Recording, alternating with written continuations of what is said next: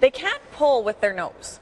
It's not impossible for them to pull with their nose. So you're limiting that ability to pull. Okay. Also, you're able to turn their head, so you can just show them where they're going. Versus me pushing you on the neck to go somewhere, I would point. Well, right? I appreciate that. Mm-hmm, yeah. Okay. So it's the same thing. It's very, very effective. Most animals hate it at first. Oh, sure, like anything else. Because it's a dominance technique. Right, right. And if they're in charge, they're not going to like this. The other thing we have is treats. The most important thing is positive reinforcement. Okay. When you start acting negatively and heavy-handed to an animal, their instinct is to protect themselves. All right. Right? So you're going to up those behaviors. Instead, make it positive, supportive, all those things. Super. Well, that's just the tip of the iceberg, I'm sure. Oh, huge. Thank you very much once again, Andrea Render from the Animal Hospital of Manitoba. Great tips. Thanks again. You're welcome. Hey, guess what? It is now time for all of us to get a look at the news.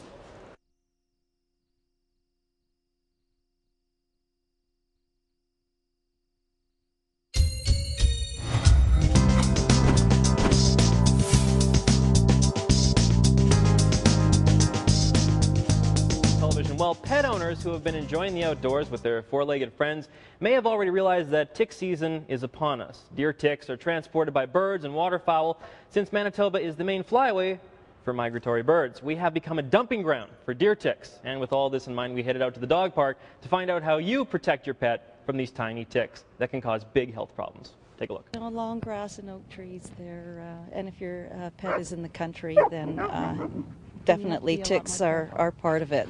I don't use any tick repellents because I don't like the chemicals, so I just stay away from places that are really grassy. I bought from the vets this oil stuff that you put on their backs, and it works very well.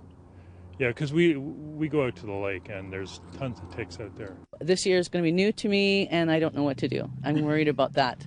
Other than putting a collar on to have them, and I don't know if that works or not. You just use tweezers and very gently pull, just like off a human, so you don't rip the head off. I looked on the internet to check that out with the tweezers, if they're not too big, and if they are, then just go to the vet. I know you're supposed to grab it close to the skin and make sure you get the head out and pull. But I would like some instruction on that one for sure. All right, well, I'm joined now with Andrea Render from the Animal Hospital of Manitoba.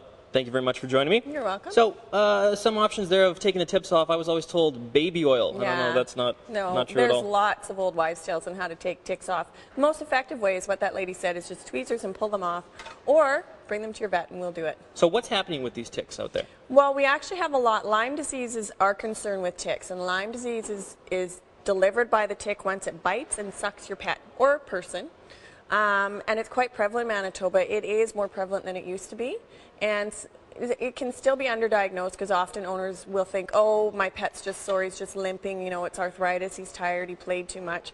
But those are the signs of Lyme disease, and it's simple to treat, but if left untreated, it can be pretty significant, and they can have chronic, crippling arthritis for a long time, and it can affect the kidneys and heart. And worst case scenario, it can be fatal. And again, it's easy to treat, it's antibiotics, it's easy to test for. We do it in the clinic, it's just a blood test. And then the biggest thing, of course, is prevention. And sometimes that's the confusing part, is the preventative piece and what to buy and where to buy it. Basically, the difference is medications or chemicals. Right. Yes, we were talking about this, and I don't know if a lot of people know that or not, but some of the collars do contain chemicals, and so what should people look for when they're out buying? Ultimately, what we recommend is go to your veterinary hospital. We have the medications. We don't sell the chemical products because those chemical products are even toxic to the environment. So putting them on your pet is not the best idea. And most of them are toxic to cats. So you have a dog and a cat in the house, and that cat contacts this chemical. It can be very dangerous for your cat. Do people know how dangerous this is when they get a tick? Like, I didn't know. I thought, okay, get a tick. It's going to get stuck on you. Take it off if you can. Lyme disease and all of this stuff. Yeah, it's more common. We mostly used to deal with wood ticks, and they do not carry it. It is the deer tick that's carrying it.